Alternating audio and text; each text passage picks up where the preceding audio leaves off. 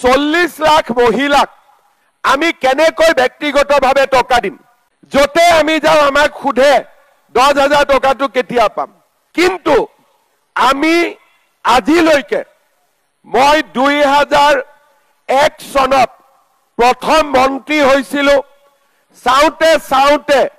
25 বছৰ মোৰ পাৰ হৈ গল যত জেনেকে যি কথা দিছো আজিলৈকে সেই কথাৰ পৰা মই আতৰি অহা নাই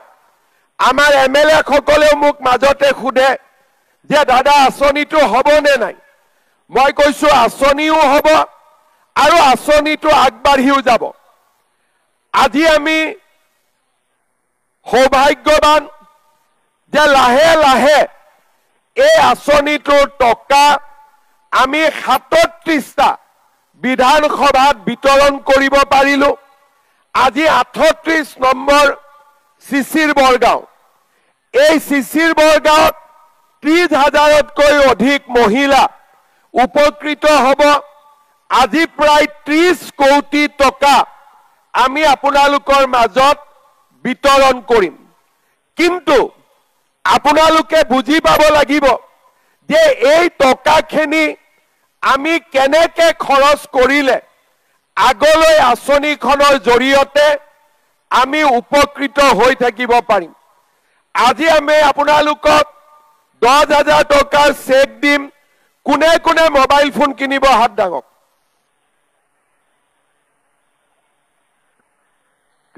কোনে কোনে মোবাইল ফোন কিনিব আচ্ছা কোনে কোনে নিকিনে তেওঁলোকে হাত ডাঙক তাৰ মানে এটা কথা মই বুজি পাইছো যে আসনিখন আপোনালোকে বুজি পাইছে 10,000 টকা আমি আজি পালো তাক আমি কেনেকে খৰচ কৰিম প্ৰথম 10,000 টকা লৈ আমি গ্ৰুপৰ একাউণ্টত দি দিলো 10 গৰাকী মহিলাই 10,000 টকা দিলে 1 লাখ টকা হল গ্ৰুপত আগতো সঞ্চয় আছে যাক যেতিয়া লাগে আমি টকা গ্ৰুপৰ পৰা ললো আৰু আমি ব্যৱসায় কৰিলো বুলে নহয় আমি গ্ৰুপত দিব খোজা নাই কোনো আপত্তি নাই যদি আমি গ্ৰুপত দিব খোজা নাই আমি 10,000 টকাটো লৈ নিজে তাঁতশাল গাই গৰু গাহৰি ছাগলী বা খেতি বাতি নহলে সৰু ব্যৱসায় এটা আমি কৰিব পাৰো বহুত মহিলা আছে জুনে কব যে নহয় মই গ্ৰুপতো নিদিও আৰু নিজেও কিবা এটা কৰিব মোৰ সাহস হোৱা নাই তেতিয়া আমি কি কৰিম এই 10,000 টকা আমাৰ যদি হাজবেণ্ড বা পতি বা স্বামীৰ কিবা যদি ব্যৱসায় আছে বা ঘৰৰ যদি কিবা ব্যৱসায় আছে তাতেও এই 10,000 টকা যদি আমি বিনিয়োগ কৰো আমি অহাবাৰলৈ নিজকে প্ৰস্তুত কৰিব পাৰিম আমি 6 মাহ 7 মাহ পিছত আপোনালোকৰ ঘৰত যাম আপোনালোকক আমি খুদিম যে 10,000 টকাটো আপোনালোকে কেনেকে ব্যৱহাৰ কৰিলে যে গ্ৰুপত দিলে নিজে কিবা এটা কৰিলে বা ঘৰৰ ব্যৱসায়ত লগালে আমি এনেকে আপোনালোকক আকৌ মাতি আনি 25,000 টকাৰ আমি দ্বিতীয় কিস্তি আপোনালোকক দিম প্ৰথমতে 10,000 তাৰ পিছত 25,000 আৰু 25,000 টকাৰো যদি আপোনালোকে ভাল কৰি ব্যৱহাৰ কৰে তৃতীয় বছৰত আমি আপোনালোকক 50,000 টকাকৈ আগবঢ়াম তাৰ মানে 10,000 25,000 50,000 এই তিনিও কিস্তি ধন চৰকাৰৰ পৰা লাভ কৰাৰ পিছত ডাঙক কোনে কোনে মনতে ভাবে যে মই পাৰিম তেওঁলোকে এবাৰ হাত ডাঙক বঢ়িয়া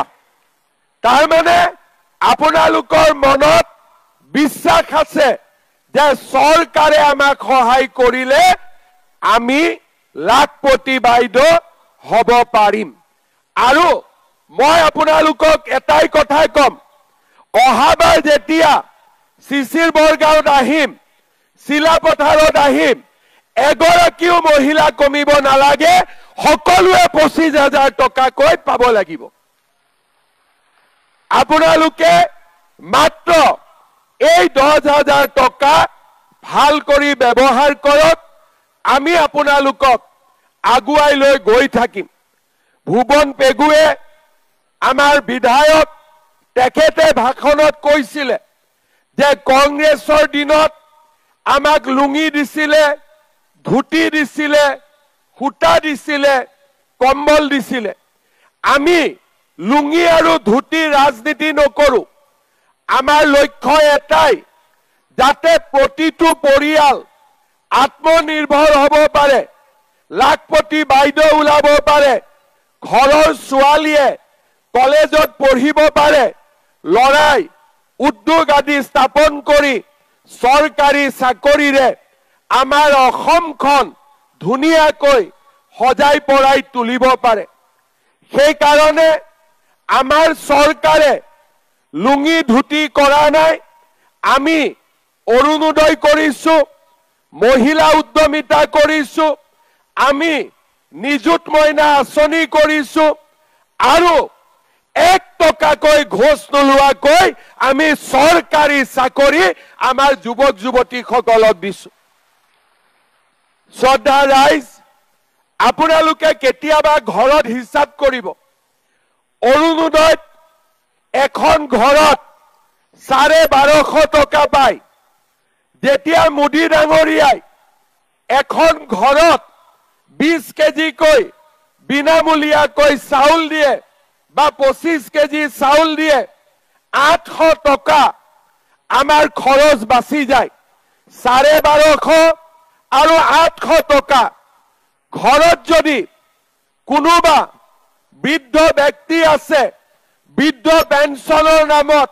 250 টকা যোগ হল ঘৰৰ যদি ছোৱালী কলেজলৈ যায় নিযুত মইনাৰ নামত 1250 টকা যোগ হল আৰু যোৱা 10 তাৰিখৰ পৰা আমি কম দামত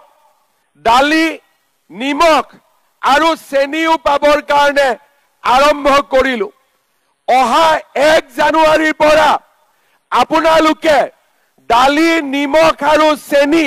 100 টকাতে কিনিব পাৰিব আপোনালোকে 100 টকা এটা দিলে গোটেই বস্তুখিনি ৰেচনৰ দোকানৰ পৰা পাই যাব আপোনালোকে চিন্তা কৰক মহিলা উদ্যমিতাৰ 10,000 টকা ছোৱালীক স্কুলত যাবলৈ লৰাক স্কুলত যাবলৈ সাইকেল এখন ভাল ৰিজাল্ট কৰিলে স্কুটি এখন আগতে কোনো চৰকাৰে আমাক এনেকে সহায় কৰা নাছিল আজি প্ৰথমবাৰৰ বাবে আমি চেষ্টা কৰিছো যাতে আমাৰ দুখীয়া দৰিদ্ৰ মধ্যবিত্ত মানুহে চৰকাৰৰ পৰা সকাহ পাব পাৰে আমি যেতিয়া অৰুণোদয় আৰম্ভ কৰিছিলো তেতিয়া মানুহে কৈছিল যে এইবোৰ ইলেকশ্যনৰ আগত দিছে শেষ হৈ যাব শেষ নহল 830 টকা 1000 টকা হল 1000 টকা 1250 হল আৰু জানুৱাৰীৰ 1 তাৰিখৰ পৰা অৰুণোদয় পৰিয়ালে গেছৰ সিলিন্ডাৰ কিনিলে তাতো আমি 300 টকা অৰুণোদয় পৰিয়ালৰ বেংক একাউণ্টত আমি উভতাই দিম তাৰ মানে 1500 টকালৈকে অৰুণোদয় আগবাঢ়িলে আপোনালোকৰ ইয়াত কোনে কোনে অৰুণোদয় পাইছে হাত দাঙক কোনে কোনে পাইছে হাত দাঙক এতিয়া হাত দাঙক কোনে কোনে পোৱা নাই এতিয়া নোপোৱা খেনেক লাগে নে নালাগে অলপ জোৰে ক'ব লাগিব নহলে মই নিদিও লাগিব নে নালাগে লাগিব এতিয়া মই ভুৱন ভাই মই ভুৱন পেগুৰ হাতত আজি নতুনকৈ 3000 আৰু অৰুণোদয় দি থৈ গলো চিচিৰ বৰগাঁৱৰ কাৰণে। নোপোৱা সকলে